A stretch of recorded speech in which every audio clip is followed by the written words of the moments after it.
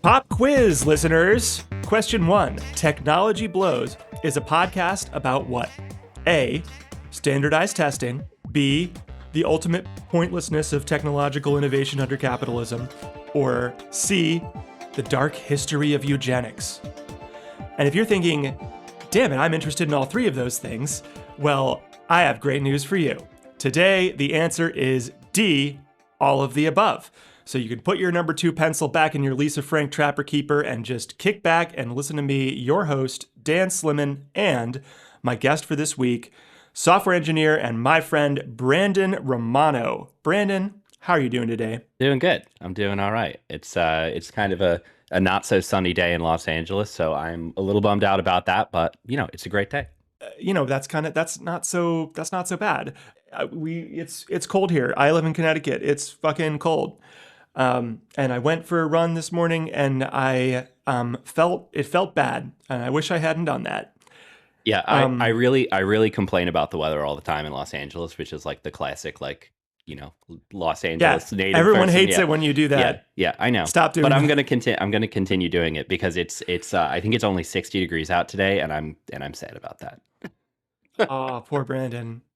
Now, Brandon, I've reached the age where every person who's even a little bit younger than me looks like a literal tiny baby. So tell me, are you old enough to have taken the Scantron tests in school? Absolutely. Yeah. I mean, I went to school. I was in school in the 90s and the early 2000s. Scantron was Definitely. absolutely everywhere. It was most of my tests I took in, I would say from middle school. I think probably elementary school I didn't get subjected to it because I think it's probably they don't subject elementary students to this.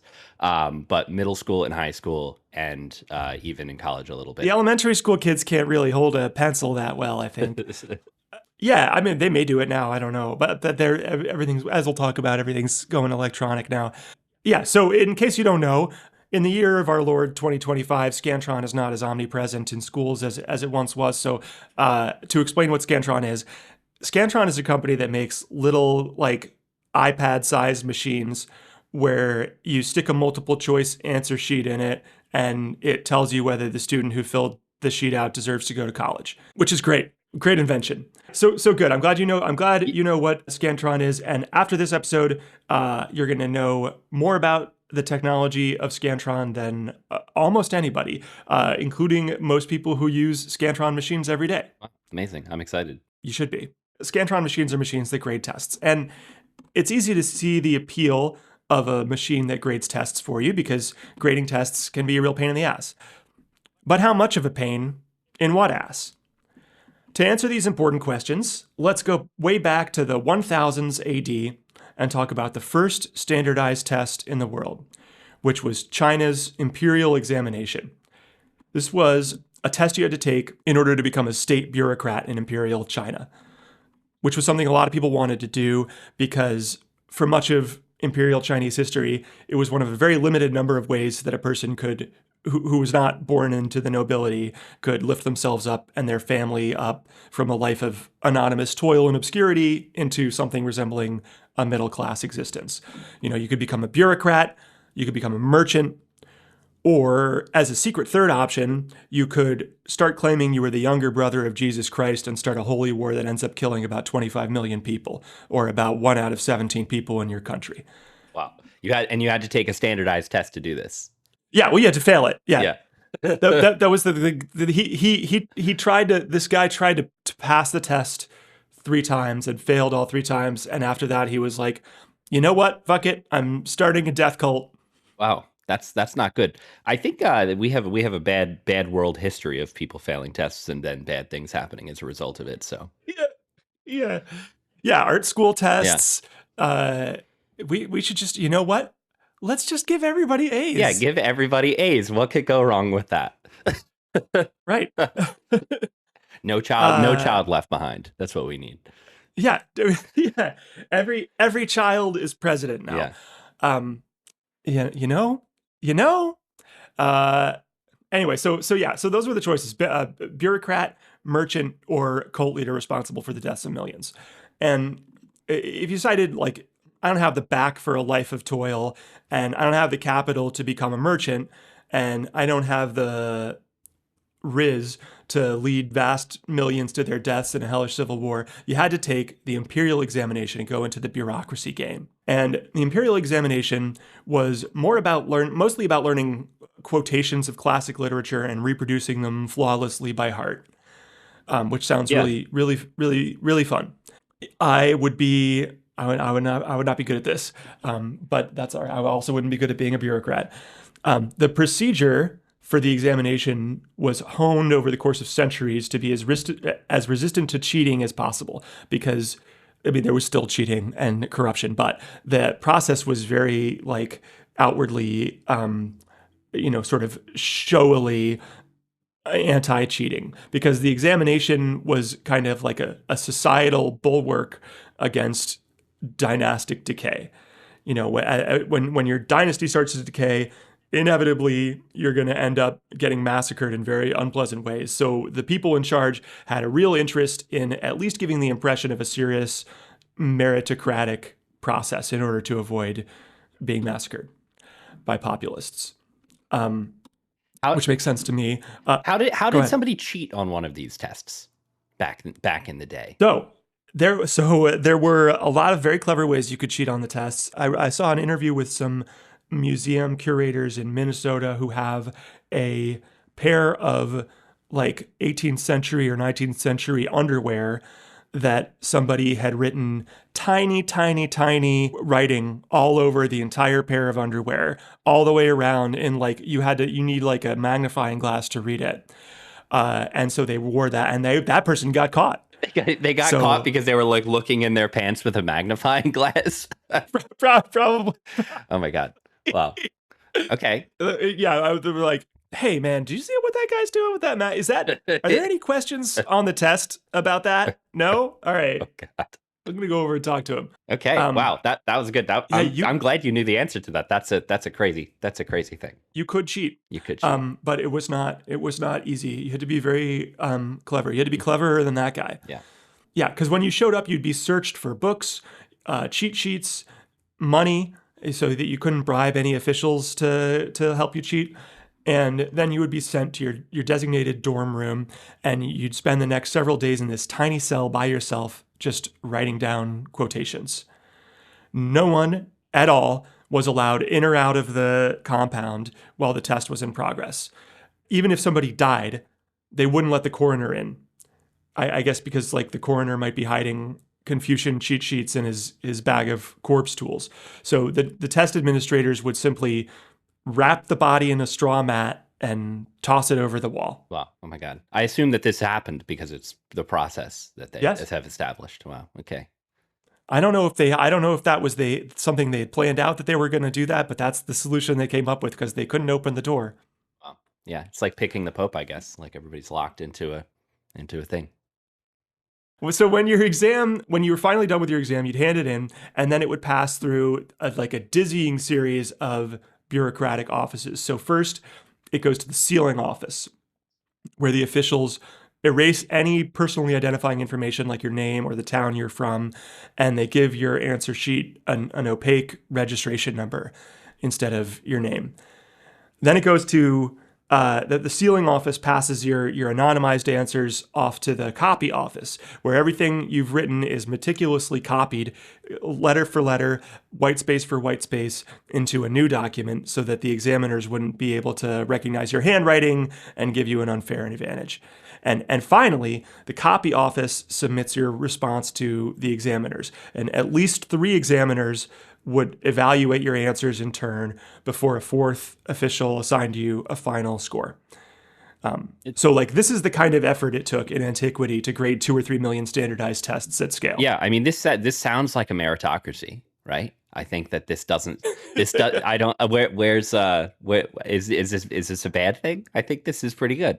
No, it's fine. I'm fine with it. Like I think people are probably getting pretty fair grades in general from throughout most of the history of this exam, and the people who were doing all this anti-cheating activity all had jobs, so I have no problem with any of that. Yeah, yeah. This is the pre-technology way of doing it. Exactly. Which is fine. We had a thing for this. Like Yeah, it seems like it was a solved problem. It required a lot of labor, but right. it was a solved problem. It's a big pain in everybody's ass, but that's okay. People are willing to have a big pain in their ass if they're getting paid to. So, all right. So yada yadaing over about 1,000 years of world history. Now it's 1917, and we're all the way over on the other side of the Pacific Ocean in a little baby country, only 141 years old, with the unwieldy name the United States of America. So in 1917, the US had just decided to throw its red, white, and blue stovepipe hat into a little global conflict called the Great War, or as we call it now, World War I. And if as a country you've decided to get into a World War I, or really any world war, to be honest, you're going to need lots and lots of stuff. Lots of food, lots of uniforms, lots of bullets, but most of all, if you really want to have a chance of taking home the coveted Napoleon Bonaparte trophy for best at war, you're going to need a shitload of boys. Of You're going to have course. to take as many boys as you can, get them off those farms, and shove them in front of those big German guns. You know, that mustard gas isn't going to inhale itself, Oh, guys. Get in there. That's how they were thinking about it. You just yeah, got to they're get them out there. like, the phrase "that mustard gas isn't going to inhale itself" is it's very good. Yeah, but you don't just need human meat shields. You need boys to do more complex jobs too. Operate machinery, work with explosives, figure out logistics, navigate airplanes. These are the kinds of things that are like dangerous if you do them wrong, and not just anybody is going to be able to do them well. They require certain aptitude. And so the US was faced with the problem of sorting out essentially the smart boys from the dumb boys. I personally try not to think of things in those terms, but this is the US Army in 1917, so that's basically exactly how they were thinking Yeah, about it's it. the world that we live in. You've got dumb boys and smart Yeah, boys. It's they're just trying to right. handle the realities here. Right. Don't put the dumb boys at the controls to the airplane. Yeah, It's yeah. dangerous. Right? So the problem is there was no extant standard system by which to sort people in that way. In 1918, most military age Americans had been educated in like a one-room schoolhouse or at home if they were educated at all. So there was no standard curriculum, and there was certainly no standard measure for aptitude for complex tasks. There was just this undifferentiated mass of boys. So, to solve this, the Army hired renowned primatologist and psychologist of learning Robert Yerkes. And the Army asked Yerkes to develop a test to evaluate all these raw military recruits and help sort them into jobs. Yerkes applied himself enthusiastically to this task, and his enthusiasm derived partly from patriotism. He wanted the U.S. to win the war, partly from scientific curiosity. He was a very he was a good he was very very interested in science. He's a very prolific writer. He was very interested in science. But apart from these things, he had another driving passion, a passion shared by almost every engineer, almost every pioneer of standardized testing that I came across in my research for this episode, a passion for eugenics. The classic just unifies us all.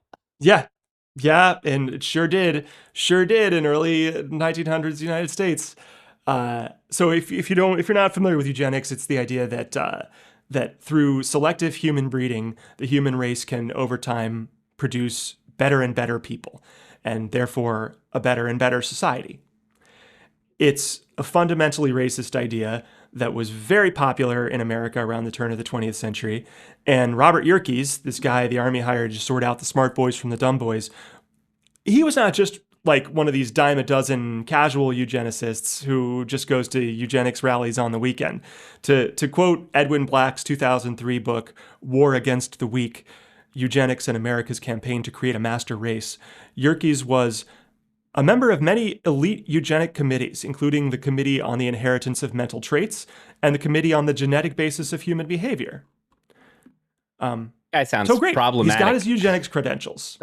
Yeah, it's not good. It's not good. I mean, listen, they don't hire saints to come up with these to sort out all the boys to send them to war. Yeah, yeah. I mean, I guess you don't look for Nobel Peace Prizes at the people who are like, leading and organizing wars and stuff like that. They're thinking of really, horrible things to kill the other Yep. people better. So yeah, I get it. But yeah, okay. This guy seems like a guy.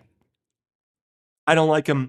Yeah, he's not on my. He's on the naughty list. So they were working in a lab at the Vineland. Okay, here's another great name for the thing.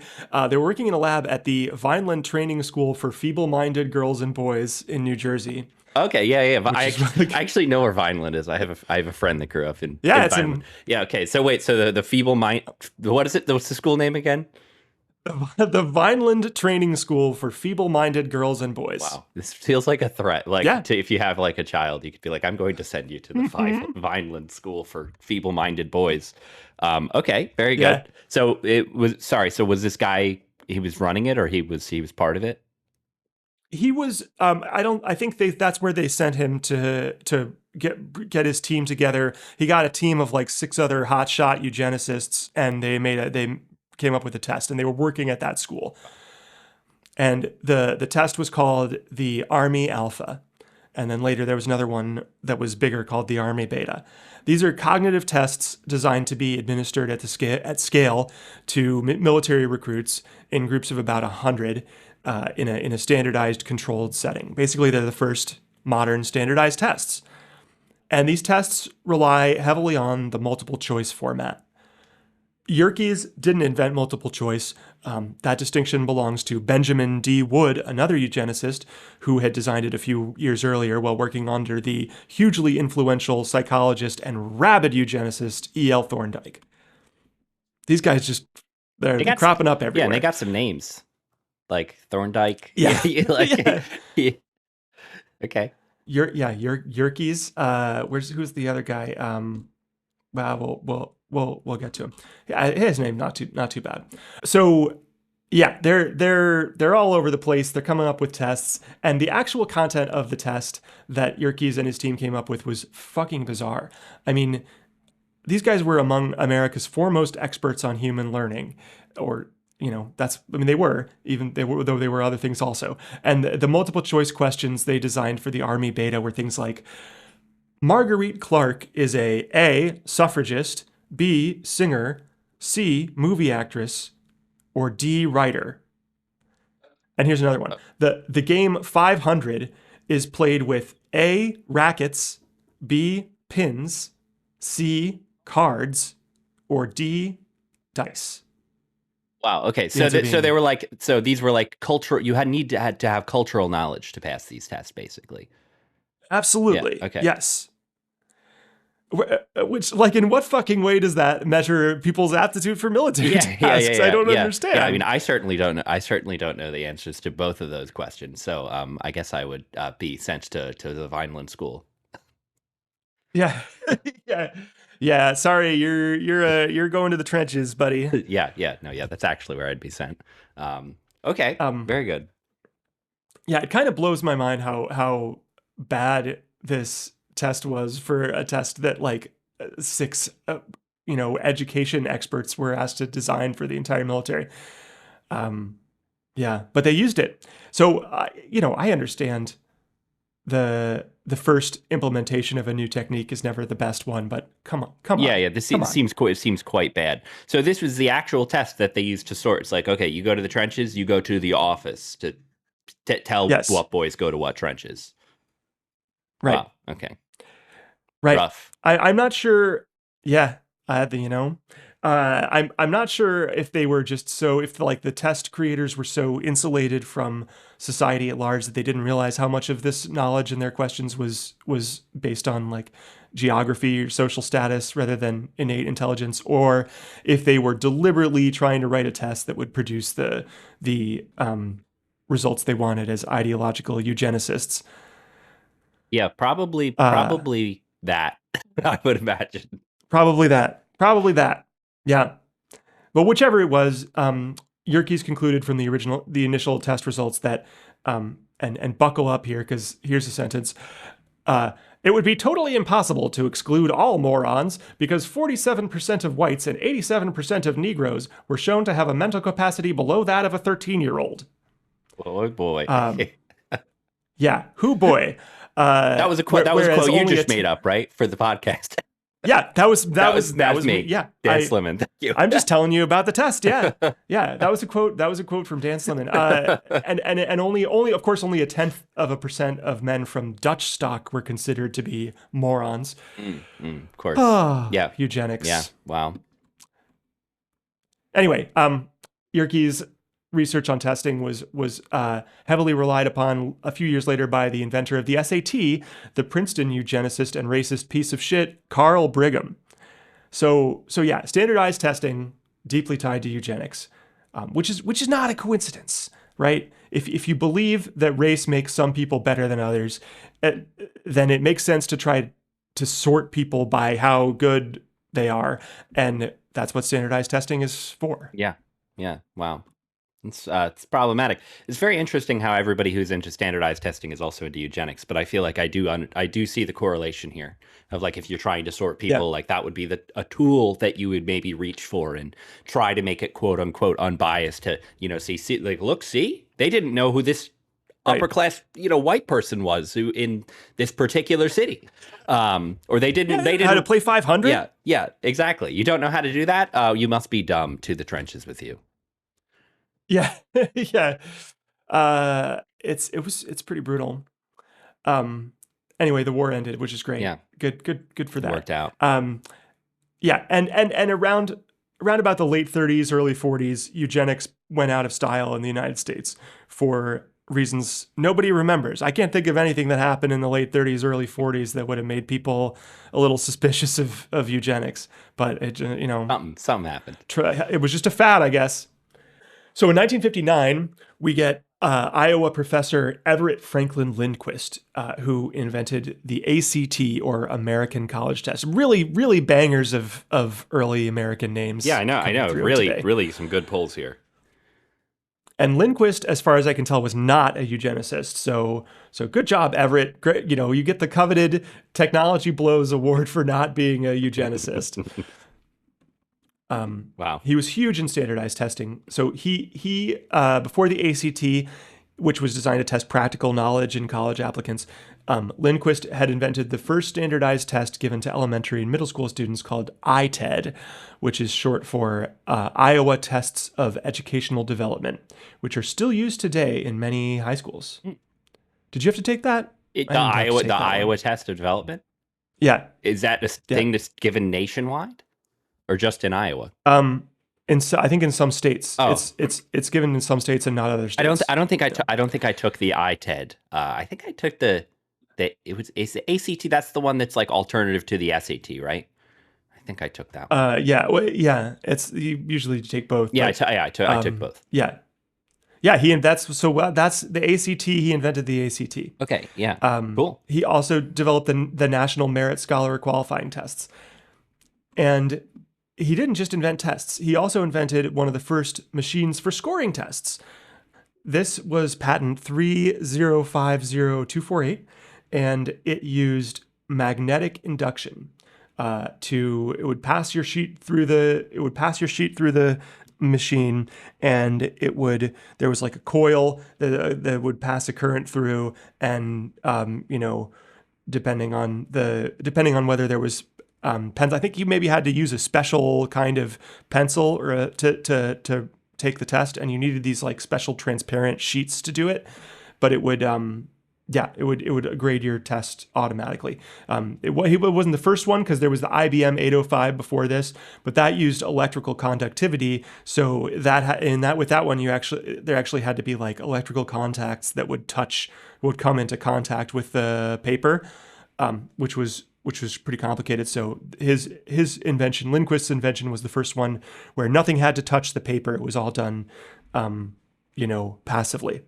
Sounds cool. Sounds complicated, Which is but cool. It's pretty cool. Yeah. Yeah. Now you don't have to have armies of bureaucrats copying things from right. It makes things a lot easier. But it would be a while before automated test scoring became feasible at like the national scale. These early machines were very, very heavy, very expensive, and also they had a pretty high like total cost of ownership, meaning For the Linquist machine, you needed to have this special transparent paper.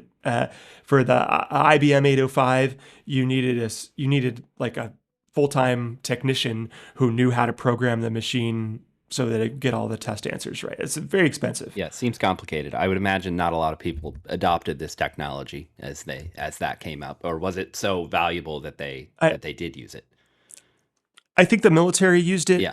the 805 at least. But with the military, they would just like have everybody take the tests, and then you ship the answer sheets off to some center, and they grade them there. Okay, yeah. So like centralized, not like in every like army center or whatever, or not like in every Right. school. Okay, that makes sense. So the world didn't know it yet, but it was still waiting for a champion of ingenuity to emerge who would finally create a simple, convenient test scoring machine. Which brings us to Michael Sokolsky. Michael Sokolsky was born to Russian-born parents in 1926 in Poland. Pretty terrible roll of the birth dice. 1926 Poland, Yeah. not super good. Yeah. So from age 13 to age 16, he was living variously under Nazi and Soviet occupation. And he seems to have fought in the underground resistance to occupation, although, I mean, he's a teenager. It's not clear to what extent he was fighting, but he was definitely in the resistance. And then in 1942, when he was 16, his house was bombed by the Nazis and his mother was killed, Rough. which is, pretty rough time.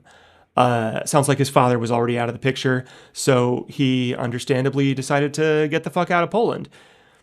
I would have probably done the same thing. Yeah, I good, would good, get out good of Poland. move. I think Poland was not a great Good place. call, Michael. Yeah, right about then. Yep, saw the writing on the wall there.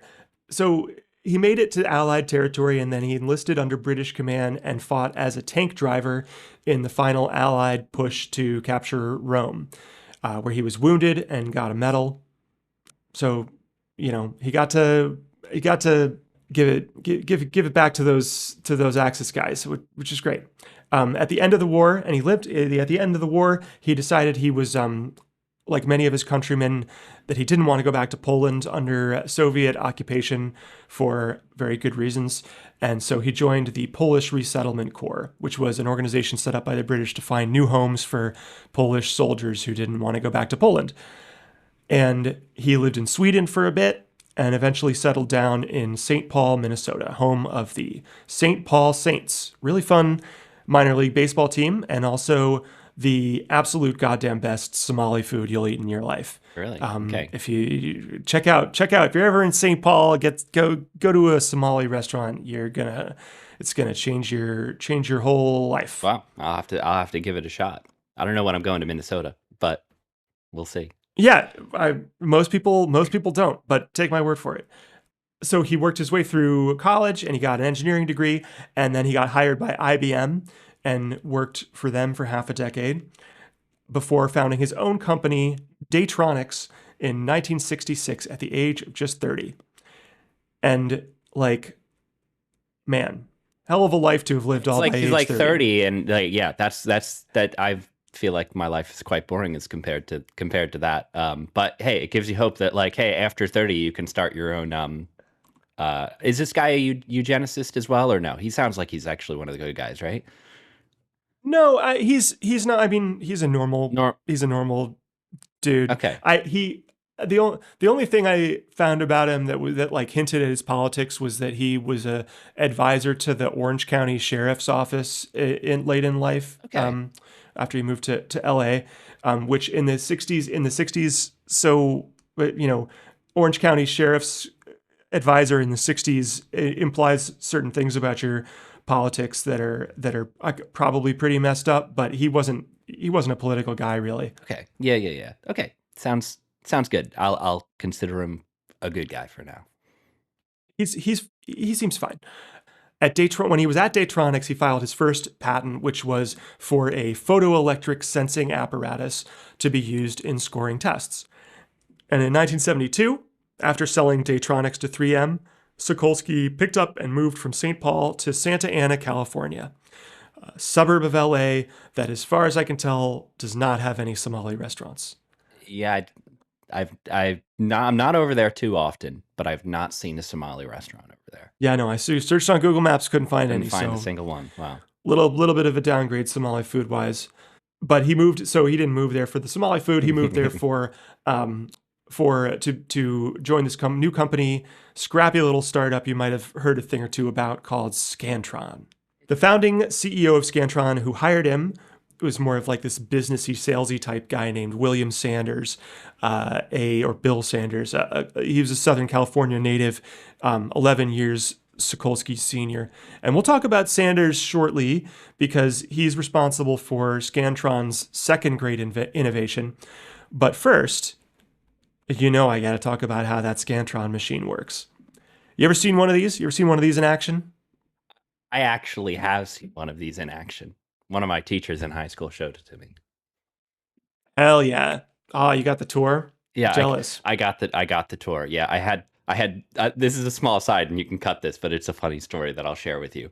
My first I want to hear it. so this was the first when I went to high school, going from a relatively small middle school to a big high school. Like my high school had like almost 2,000 students in it, so it's a pretty big high school. My first class of it's my first period class of ninth grade. I go into this class and I have this. He's like my science teacher, and I could not find the science wing of the high school, so I was like so stressed and so like stressed out about this. And I get into the class, and this is a science teacher, and the reason why this is relevant is because this science teacher, he was like so anti Scantron. He was like Oh, he was anti Scantron in like the same exact way that people who think like vaccines caused you to be like magnetic. He hated Scantron in the same exact way, and I'm not going to elaborate beyond that because this was basically the perfect caricature of this guy. Um, Anyways, he absolutely hated Scantron, and when I arrived in the class it's fascinating. after I was late, he was just like he walked up to me. He was just like, "Couldn't find the class, huh?" Like, and this dude was like such a character. Anyways, this was just like when you mentioned Scantron, I thought of this teacher, and I like was just like, I have to tell Dan about this teacher. He's crazy. That's Yeah, fascinating. So, you said you won't elaborate, but yeah, I can he elaborate. thought like, yeah. What did he think was wrong? What did he think Scantron would do to you? He like it's like how like people thought like how like people thought like the barcodes had like 666 encoded in them. I think it was something like that. This dude was crazy. Like he wouldn't drink soda because he thought that like the carbonation would like boil you from the inside out. He was like an old dude, and I think he was like actively losing it when he was my teacher. And this was my first experience to high school. Like I was like it was my first Yeah, class, and this dude was that crazy every single day. But yeah, he particularly hated Scantron. But so it wasn't this teacher that showed me how the Scantron worked. I had another teacher Oh, who was more enthusiastic about oh, Scan. he wasn't showing you like, here, watch, I'm gonna run it through and hold this Geiger counter while I run the Yeah, no, test no, no. through. It wasn't like that. It was another. I Okay. had a Spanish teacher who also loved Scantron. He Oh, was he okay. was he was he was very good, and he was like, want to help me grade these tests? I was like, yes. But Hell yeah. anyways, Hell yeah. different teacher. But yeah, my one teacher, he thought like Scantrons were like the devil's doing, and we never took any That's, Scantron tests in his class, which was slightly abnormal because every other class that I was doing yeah, was all Scantron. Every single test was Scantron. that's incredible. Okay. All right. Let's back to the normal You probably podcast. don't you probably don't get a lot of chat. You probably don't get a lot of choice these days about whether you want to use, or eventually you don't really get a choice about whether you want to use Scantron or not. I looked through the patent. I read the patent. I did not see anything about them putting like the devil in it. No? But maybe that was maybe it was they filed multiple You got to patents. turn Maybe the I missed patent it. upside down and you see a 666. Yeah, read the patent backward. Yeah. So you've seen it work. It basically is like a fax machine. You take the answer sheet that's been filled out by the student and you feed it into the machine, and it comes out all marked up and scored with red ink. So yeah, what's going on in there? So the test sheet gets fed in by a little wheel, and it passes into this opaque housing, and inside there's a light source which illuminates, I think it's infrared light. It illuminates a fixed line across the page, through which like answers to a given question all pass at the same time through that line. And so the light comes down out of the light source, bounces off the answer sheet, and goes up into an array of what are called light guides, which are basically these rectangular sticks made of lucite, which is a light transmitting plastic. So say for a multiple choice test with 5 bubbles per question, now you have 5 light guides, each containing light reflected from the position of one of the bubbles. And that reflected light ends up in one of 5 phototubes. A phototube being a device that essentially converts light into a voltage. And I think this is so cool because this is basically an early digital camera. Yeah, it's light sensors and stuff. This makes a lot more sense. This is like, rather than getting magnets and other things involved, like a light sensor. That makes sense. Like we do with our eyes, right? Yeah, it makes a ton of sense. It was good. It was a good design. So we have in modern digital cameras, instead of using the lucite light guides, we just have a lens, and instead of 5 photoreceptors, we have billions, right? We have gigapixels. But the first Scantron machine is basically just a 5-pixel digital camera. Very cool. Anyway, so that's how the machine can register test responses. If a bubble's been filled in, then that part of the paper reflects less light, and so the corresponding phototube doesn't produce as much voltage. And this allows you to compare the filled-in answer sheet to the filled-in answer to the correct stored answer.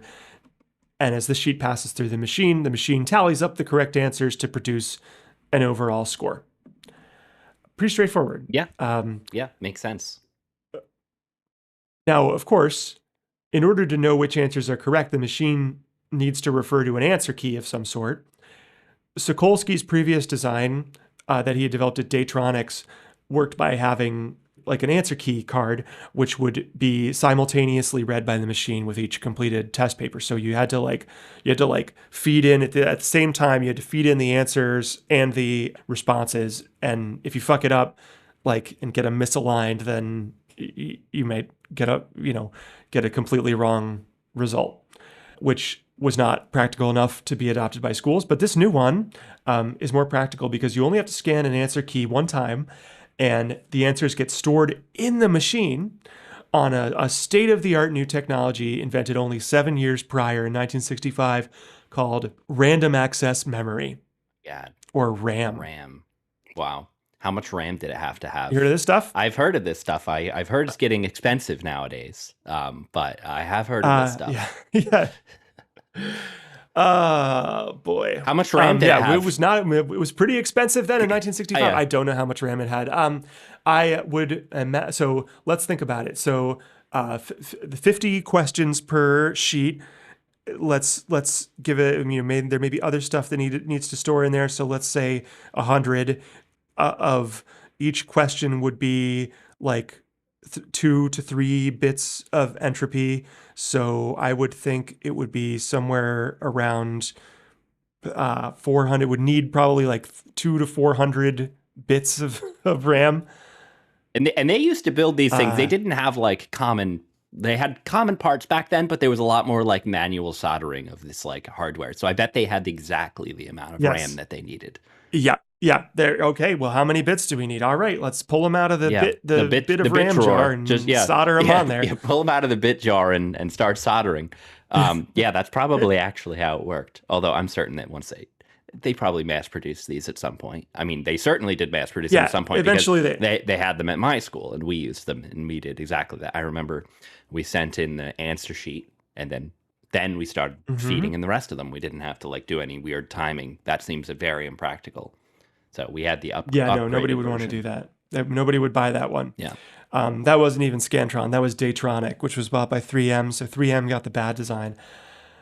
Well, so we're very familiar with RAM now. It's what allows computer hardware to store data and retrieve it when it needs it later, and do that quickly compared to the alternative of storing it on a spinning magnetic drum, which is very, very slow and hard to maintain. So thanks to RAM, as each test sheet passes through the machine, the detected responses can be compared with the correct answers that are stored in RAM, and that is fast.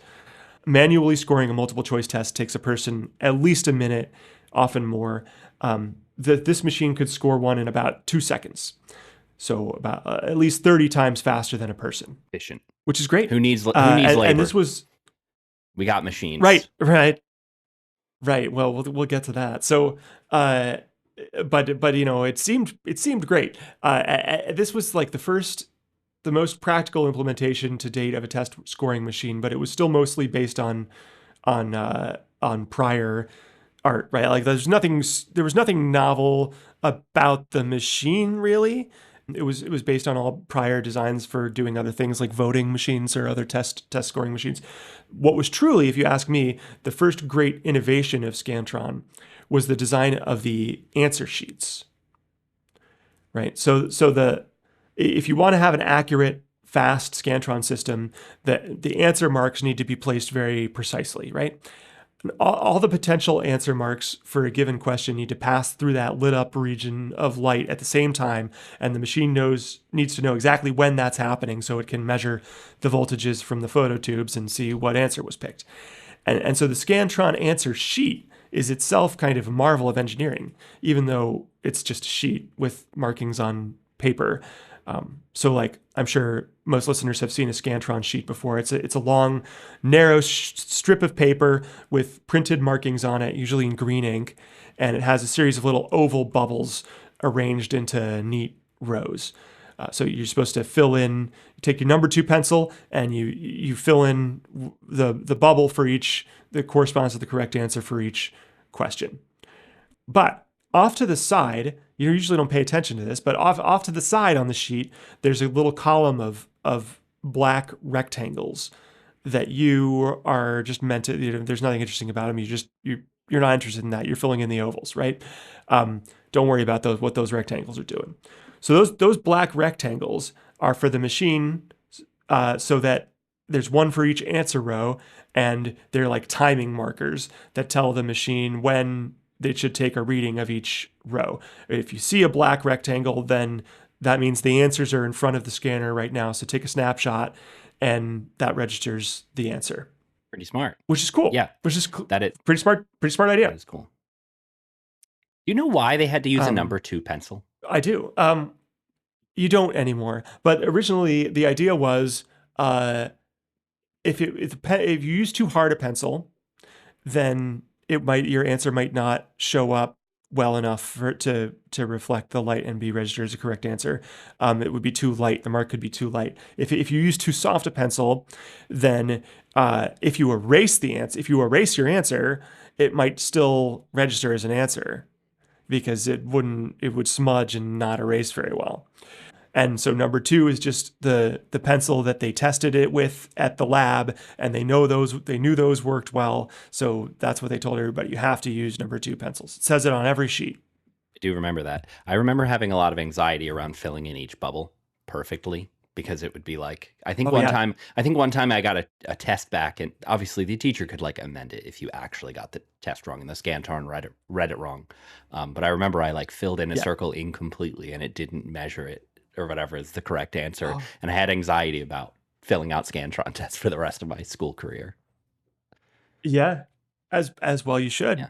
I really actually enjoyed the filling, getting all the edges of it and filling it in exactly perfectly. Yeah, there's something therapeutic about filling out Scantron. Yeah, and it feels like when you're filling it in, you're like, you get the answer and you're like, all right, now I'm going to like register my answer into the real world and fill in this bubble because this is how sure I am that I have the answer right. Yeah, it was very, very therapeutic. Maybe they'll when we're in old people homes, maybe that we'll have people from Scantron come in. They'll be like, okay, here's your standardized test. And they'll like have us just like fill in the circles for like a craft day. This is back to the idea of giving everybody A's. I love it. Yeah. Everybody doesn't matter what the answer is. Everybody gets an A. Great job. Great job, Mr. Romano. Yeah. I kind of find it kind of fascinating how like now that we had computers, it made sense to like have an engineer design a sheet with with the markings in the right place on the paper. Like in order to interface between the human mind and the computer, you have to organize information very precisely on a page. So the exact shapes on the page are very much part of the technology, which is not something that would have really made sense 30 years prior when markings on a page were only there to communicate meaning to other people, right? Sort of a cool new thing. Yeah. Anyway, so by the mid 70s, Scantron had a good machine that worked reliably at a price point of around $2,500 adjusted for inflation. So it was cheaper than anything else on the market, and you didn't have to be Geordie fucking LaForge to operate it. So they were set to go. They were good to go. Who's Geordie LaForge? However, who's Geordie LaForge? Sorry. Geordie fucking LaForge. He's the chief engineer of the Enterprise in Star Trek: The Next Generation. Okay. Played by LeVar Burton. Oh, okay. Sorry, I didn't know that. My Star Trek friend is gonna drag me for this one for sure. Great. Yeah. Well, look forward to that. Let me know how that goes. That's great. I don't have to waste time on the podcast dragging you for it here. Yeah. So it doesn't matter. So the thing is, they had a good product, but it doesn't matter how good your product is if you don't know how to sell it. So sales wise, the buck stopped with Bill Sanders, who was the CEO of Scantron, and for a while it wasn't going so great. Bill was shopping these machines around to schools, and people loved them. The people at the schools loved them, the teachers especially, because they were thinking like, well, every hour I don't have to spend grading exams is an hour I get to spend on better uses of my time, which is literally anything, right? Or so it seemed. But spoilers for the rest of the 20th century, we went and filled up all this reclaimed time with even more meaningless work that teachers hate doing even more. Because that's what we do every time we find a way to save people time. Sure. Yeah, we're quite good at that. So people loved it, but they couldn't sell any because of budget problems. So generally, any like equipment budget for big capital expenditures like machines exists at the school district level, not at the level of the individual school where the people who want the product are. And selling Scantron machines to the school district is hard because school districts have to spend money on all different kinds of things, right? You're competing with construction projects, buses, snowplows, floor waxers, all these things the school district needs to buy, which makes it a lot harder to convince somebody that a machine to grade tests is worth paying for. So what do you do? What do you do? After a couple years of trying and failing to sell this machine to schools, he finally cracked the code with a new sales strategy that was Scantron's second great innovation, and it was this. Don't sell the machines. Sell the paper. Right? Yeah. Sell the paper. The machines are a loss leader. You can sell them for dirt cheap, or just, leave them out, people pick them up. That's fine. Like leave them out on the corner, free Scantron machine. And that way you don't have to get anybody to write you a big check for the machine. Whereas paper, on the other hand, is a school supply. So the budget for that is at the individual school level. They have the discretion. They can spend 15, 20 cents per sheet of paper. If it helps them grade tests faster, they're allowed to do that. So that's how you get them. You give them the machine, and then the schools can't get these special engineered sheets anywhere else. They have to come to you for them, and they can't use the machine without the sheets. Wow. That's something else. It's like, hey kid, you want a Scantron machine? Like, right. First ream of paper is free. Right. Yeah. They really did. I mean, like, they really did get addicted to these things. You were finding them everywhere. People were stepping on them and getting diseases. It was bad. But yeah, that makes sense though. Like that, I feel like that's so often the secret is like just like repositioning, like the business of like, where does the budget come from? And it's like, oh my God, that was the unlock. So that guy figured that out. Pretty savvy business guy, sounds like. Yeah, it was a good call. I think they call it the razor blades model, because Gillette was very famous for adopting this, right? Sell the razor for cheap and then sell the razor blades. So this like they blast off. Scantron blasts off after this. In 1983, they go public, and by 1985, they're printing millions of forms a month and selling to schools in every U.S. state. And they're making around 25 million a year in revenue with 2.8 million net income on that. Because they're the machines aren't cheap to build, and their profit margin on the machines is negative, but they have very, very fast growth, and the profit margin on the sheets is Yeah, great they're selling because you they're just had to selling design them paper. once, and Yeah. Yeah, I imagine. they're selling paper for 15, 20 cents a sheet. Yeah. It's it's a great business. Well, But they're not just selling test scoring. They moved to do a bunch of different markets. So they for a while they were in hospital menu systems. For if you're at in the hospital, you want to check off what you want to have for lunch. You fill in a Scantron. They bring it down to the kitchen. Um, Inventory management. Basically, if you needed to get data into a computer fast and count things up, Scantron was your boy. thanks, Scantron. Yeah, thanks, Scantron.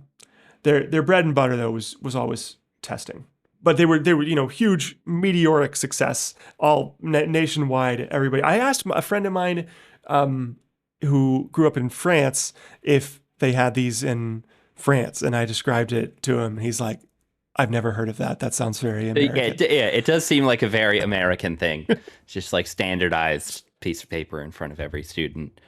Take this test. Yeah. Um, Yep. yeah, but no, I mean, I had them in school like as early as I can remember. I don't remember them in elementary school purely based off of I think that they were still trying to actually teach their students at some point when I was in elementary school. This was in the Right. early 90s to early 2000s or whatever.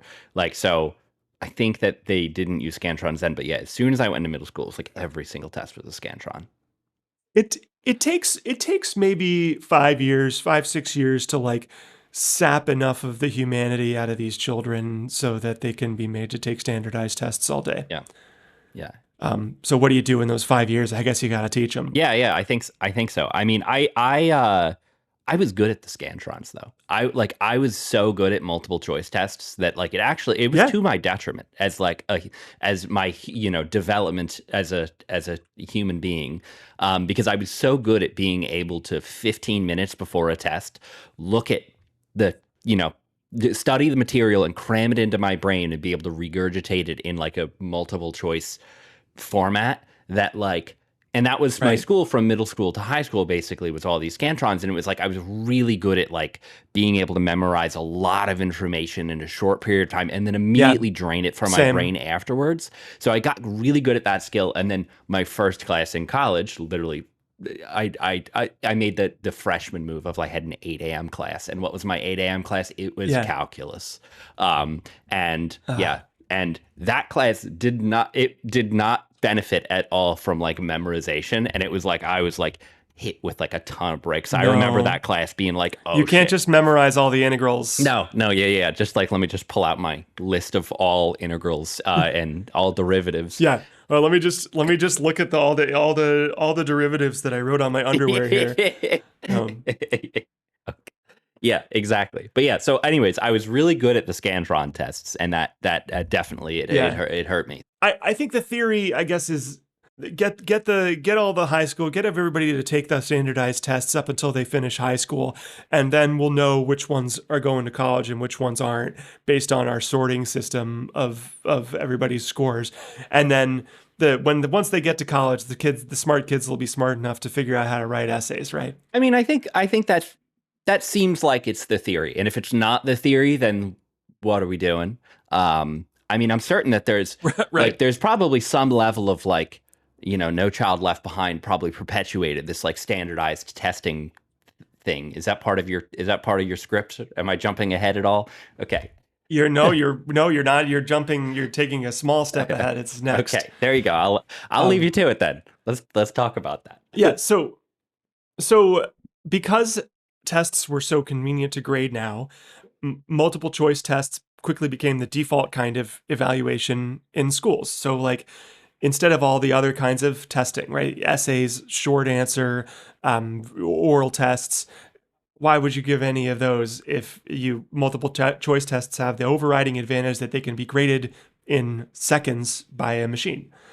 So if you can figure out how to make a test multiple choice instead of some other kind, you don't have to spend as long grading it. And so we start to see more multiple choice tests more often in a greater variety of subjects, and really for reasons that have nothing to do with teaching, right? I mean, nothing to do with whether, helping students, giving them more tests more often has nothing to do with like getting them to learn things. It's just like you can now, right? So unfortunately, this optimization, this thing that started as just an optimization and efficiency of testing, has the side effect of changing the very purpose of school, right?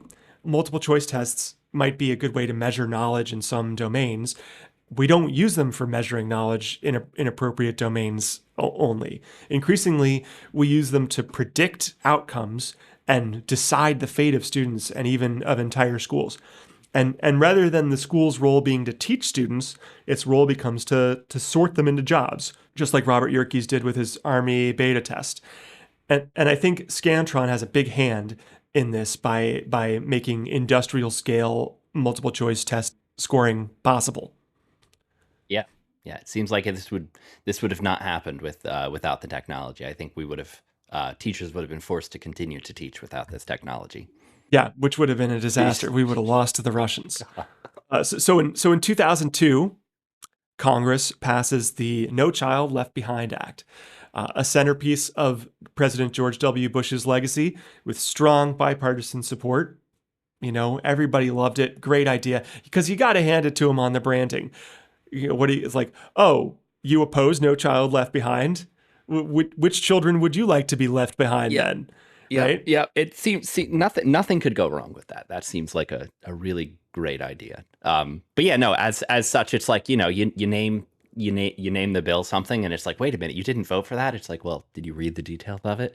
So yeah, it's Right. often the branding. So yeah, but We don't read the yeah, bills. bipartisan, no child left behind. Yeah, Sounds like a great idea. What could go wrong? great idea. Nobody wants to leave children Yeah. behind. Yeah, except some I've met some children I'd like to leave behind, but don't get me started. So left No Child Left Behind is what really gave us ubiquitous standardized testing in the US. It requires schools to annually assess students in grades 3 through 12 with a battery of different standardized tests, and the results of each school's tests are used to determine whether the school is making AYP, or adequate yearly progress. So if a school isn't making AYP for a few consecutive years, then it faces a series of increasingly dire consequences. It starts by you have to give students the option to transfer to a better performing school in the district if there is one. If you go on longer not making AYP, then they start sending in bureaucrats to replace your staff. Well, we're firing all these teachers and we're going to hire these other teachers. They fire all these administrators and hire new administrators. And then ultimately, if it still doesn't work, for some reason, somehow, all of this, like, changing all of the teachers and replacing all the administrators and like draining the school of students somehow doesn't make it perform better, then ultimately they will either restructure the whole school or have the state office of education run the school directly. I remember these tests. I remember how most tests the students were stressed, and I remember these tests the teachers were stressed. There was something I remember about them where Mm. I didn't really care about them because I was like, oh, I asked, you'd ask teacher, does this impact like our grade? And the teacher's like, no, and you're like, okay, great, I don't have to care. And then the teacher was like, no, no, no, no, no, No, no, no, you no, no. really have to care about these. But I do remember the teachers being stressed, and also too, they always, You really have to care about these because I might get fired if you do yeah, badly on it. And you're yeah. like, let me think about Yeah, do I that. like do I like this teacher? I also remember they always administered them. It was like at the near the end of the year, and it was just so hot in the school as well because we didn't have air conditioning, and it was really hot. I went to school in New Jersey. It was really hot and really humid in New Jersey, Yeah. and they always tested us at like the absolute like worst time of the year, and it seemed like they tried to make everybody do poorly on this test. But I do remember these tests, and I remember the teachers being really stressed out during these tests. No child left dry Ugh, in the auditorium was the result yeah. there. So it was a federal law, but the federal government wasn't the only one bloating the testing landscape in the 21st century, because most states also require their own standardized tests on top of the ones that No Child Left Behind requires them to give. And then also a lot of school districts require their own standardized tests on top of that. Everybody's got their own standardized tests. So students are just like constantly taking these things. And teachers are constantly having to administer them. And so that experience, that standardized test experience, has really come to dominate the experience of America's teachers and students. Curricula are entirely out of teachers' hands now. You have to teach what's on the test. You don't have time to teach anything else. If you spend any time teaching things that aren't on the test, that's waste, right? How's that helping us make AYP? And so for students, curiosity and creativity are more and more sidelined, because what do those have to do with passing a multiple choice test? And the hands of school administrators are tied too, because their careers hinge on these test results just as much as anyone else's.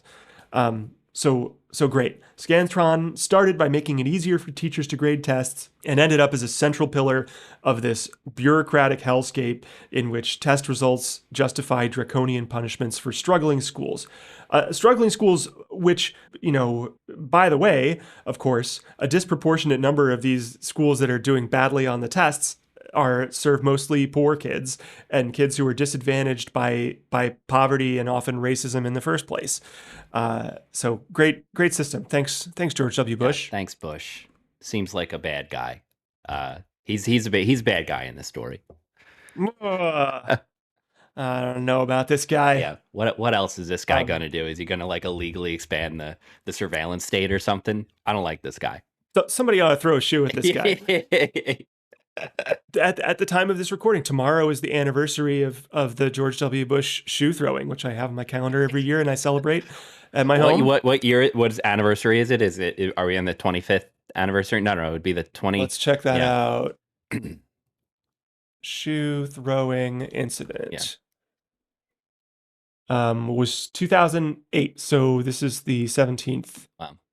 And no, this is the 17th anniversary. 17th anniversary. I haven't prepared for celebrations yet, so I have to run to the store after this. Muntadar al-Zaidi Day. It's a new national holiday in Technology Blows canon. No shoe left on foot. You should try to get that guy on the podcast.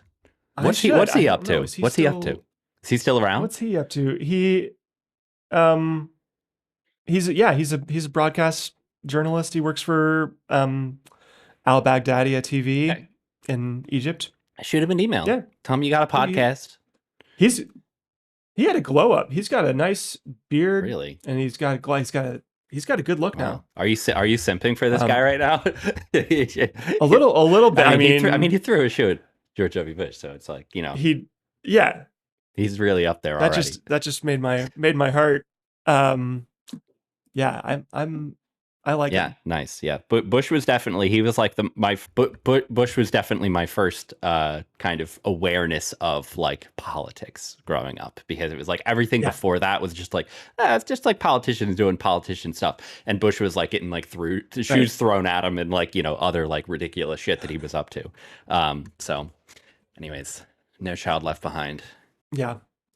So this pattern, like, because I see it a lot on the podcast, where somebody invents a device that saves time, like Scantron, and people rush to adopt it because they think of all the time they'll save, right? They'll be able to spend more time teaching, but instead it just ends up getting filled with some other, that time just ends up getting filled with some other activity that's even less meaningful, right? Like suppose Scantron tests save the average high school teacher, I don't know, 4 hours a week. I don't know if that number's right, but say it's 4 hours a week. So do those teachers now get to spend 4 hours a week working on lessons, helping students, teaching? Of course not. It gets that extra time gets sucked back up into the bureaucratic machine. And now instead of spending 4 hours a week scoring tests, they get to split those 4 hours between student reviews, curriculum planning sessions, mandatory federal continuing education courses, it just seems to me that technology has this incredible power to unlock human well-being, but under capitalist conditions of exploitation, any potential well-being you unlock gets immediately sucked back up and exploited twice as hard. Yeah. Yeah. I think capitalism is not very good at allowing for that. Like, oh, you've figured out this like time saving mechanism. Now utilize Right. that productively. Like now, it's well productively Yeah. according to who. Read a Yeah, book. yeah. Read a book. Go Right. go relax. Spend time with the student that's struggling. It's like no. We're gonna have you do actually the opposite of what you think would be good with your time. Yeah, I think Yeah. that Don't spend time with that student who's yeah. struggling. But he's a struggler. He's a Yeah. struggler. Don't worry about Yeah, him. yeah. I mean, I think all this technology stuff would probably be good if it weren't under this capitalist system. I think that we would actually be able to go and Right. say, oh wow, okay, yeah, we have unlocked all this other time. Okay, let's work 20 hours a week because we got all these cool technologies that make us more efficient. We're doing as Exactly. much work as we were previously, but no, that's not allowed. The gap between it's like the gap between what's possible and what we're doing with it just keeps getting Yeah. wider. It's very Yeah. Is frustrating. this actually just an anti-capitalist podcast rather than an anti-technology? It Yeah, absolutely, it yeah. absolutely is. I hope I haven't been unclear Yeah. about this. Maybe I gotta start hitting on it No, it's harder. okay. I've only listened to a few Yeah, episodes, so I haven't been able to draw enough conclusion about where this podcast stands. But I'm able to read between the lines enough. So more recently, one fun little side innovation some schools have made, and this is great.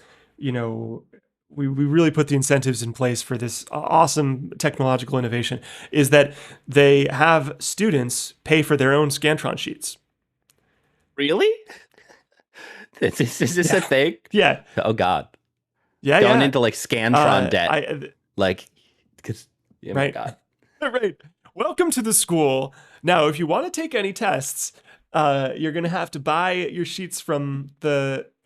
So I found a thread on the subreddit for Florida Gulf Coast University where students were complaining about how they had to pay. If they wanted to take tests, they had to buy the sheets at 27 cents from the school store to take any tests. Wow, that's It's just so yeah, grim. that's I mean, we're reaching the final evolution here of this is hopefully, or maybe not hopefully. Yeah. But yeah, man, that's crazy. So it's like you got to now pay for your own Scantron tests. So now Yeah. Scantron is, and they're still around. Well, you mentioned that they're less around, right? You said that like we're using They are. Scantrons less nowadays. What is the alternative? Are we actually teaching students nowadays, or it's just Yeah, it's education's good now. No, obviously not. So we'll talk about it in yeah? briefly, but I just it's electron like it's on we're doing it on computers now, Oh yeah, um, okay, that makes sense. which is like it's the same amount of tests. It's the same tests. They're just on Yeah, computers yeah. now. Uh, anyway, I just think it just takes a truly sick mind to look around at a university classroom and be like, I've got an idea. Let's charge students for the ability to take exams. It's just fucking disgusting. Yeah. Now, I don't know if you've heard the SAT. So this is where we're getting into what we're doing now. The SAT is no longer done on paper. You do it on a laptop or a tablet. Didn't know that. This is PSAT has been this way for years now. The just last year, I think last year or 2 years ago, College Board has everybody taking the SAT on digital now. The ACT has a digital option. I can't imagine it's going to be long before they follow suit and go totally digital.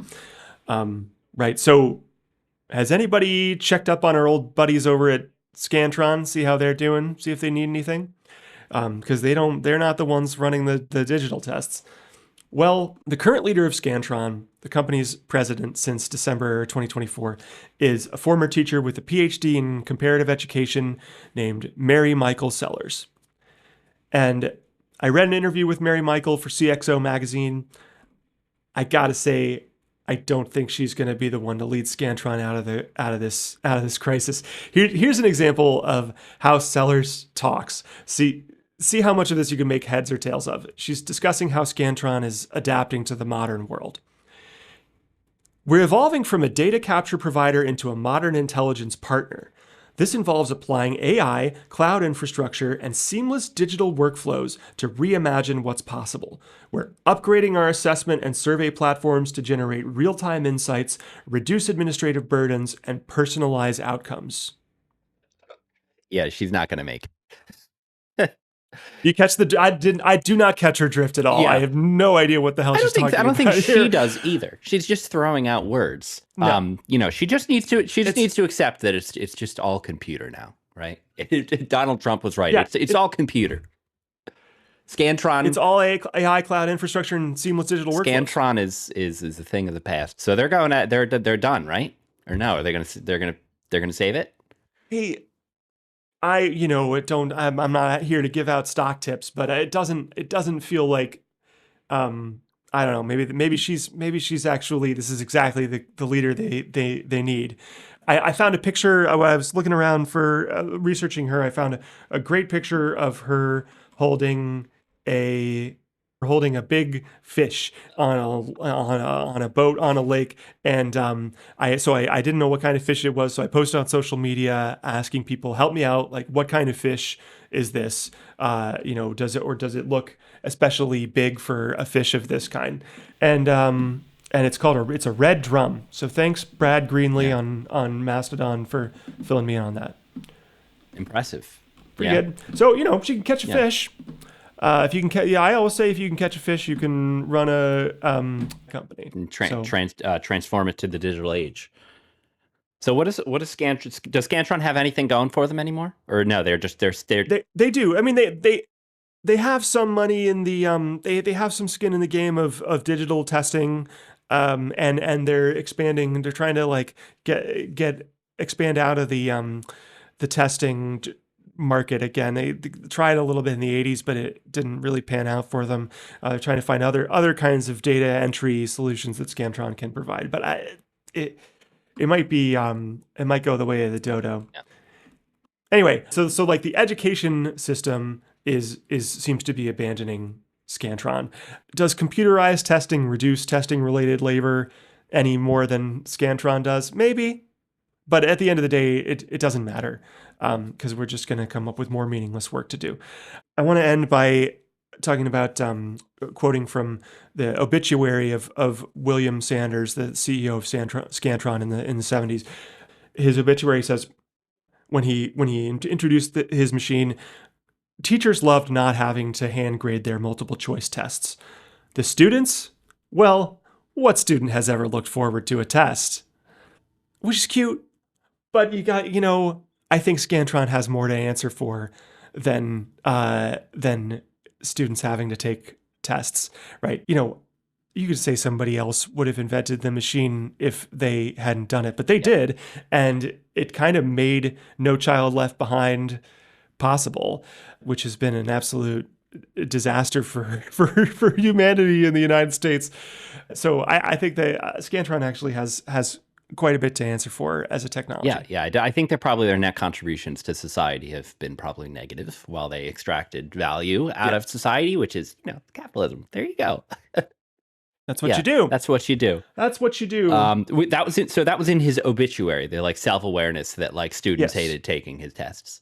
Yeah, but it's like, this has always been the case, right? Students don't like tasting nobody likes taking tests. Students don't like taking tests, right? So it's like not our fault that the students didn't like the Yeah. tests, which is kind of missing the point. But you probably you don't want to write too much serious about that in somebody's obituary. Yeah. Well, when I Anyway, die, don't write about the technologies that I built to extract value out of oh, society. you're gonna hate it. Yeah. Yeah. No, I mean, if I do something like that, you can actually you can totally drag me in my obituary. If you found the next Palantir, I'll try to make sure I get to write your Yeah, obituary. yeah. I give you permission if I'm what is this guy's name, Palmer Lucky or whatever. If I'm that guy, you can Ugh. you can definitely drag me. Thank you. So right back at you, Yeah, Brandon. yeah. I will for All right. sure. Well, yeah, please do. That's it. That's all I know about Scantron. Thank you very much for being on, Brandon. You've been a wonderful Yeah. guest. Thank you, Dan. Thanks for having me. Well, that's it for Technology Blows this week. That was Brandon Romano, and I have been Dan Slimman. I encourage you to give us a good review on the podcast apps. We got a YouTube now. Check us out on YouTube. We got YouTube videos. Get our view count on there up, and tell your friends. Your friends are going to like this podcast. This badass music that you're listening to right now is by Magic Al. Check out magicalmusic.bandcamp.com and join us again next week. Bye-bye, everybody.